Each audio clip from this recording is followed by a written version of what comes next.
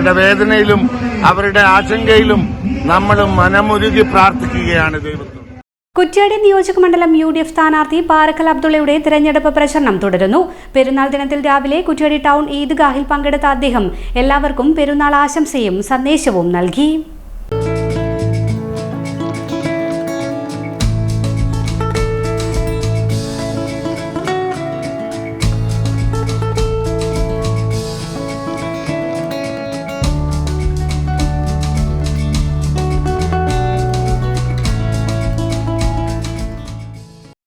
എല്ലാവർക്കും പെരുന്നാൾ ആശംസകൾ. ത്യാഗനിർഭരമായ ഒരു മാസം കടന്നുപോയി. വീണ്ടും ഒരു ചെറിയ പെരുന്നാൾ നമ്മൾ ആഘോഷിക്കുകയാണ്.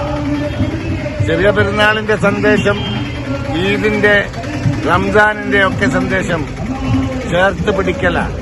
സാഹോദര്യത്തിന്റെ, സഹിഷ്ണുതയുടെ, സഹവർത്തിത്വത്തിന്റെ, സൌഹൃദത്തിന്റെ അന്തരീക്ഷം അതുണ്ടാക്കിയെടുക്കുക എന്നാണ് ആഘോഷങ്ങൾ കൊണ്ട് നമ്മൾ ഉദ്ദേശിക്കുന്നത്.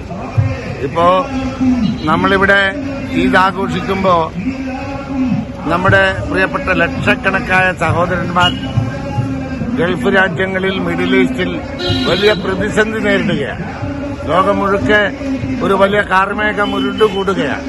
എത്രയും പെട്ടെന്ന് നമ്മുടെ പ്രവാസ ലോകത്ത് സമാധാനം നിലനിർത്തിത്തരാൻ, പൂർവാവസ്ഥയിലേക്ക് നാടിനെ എത്തിക്കാൻ സർവശക്തനായ തമ്പുരാനോട് നമുക്ക് പ്രാർത്ഥിക്കാം.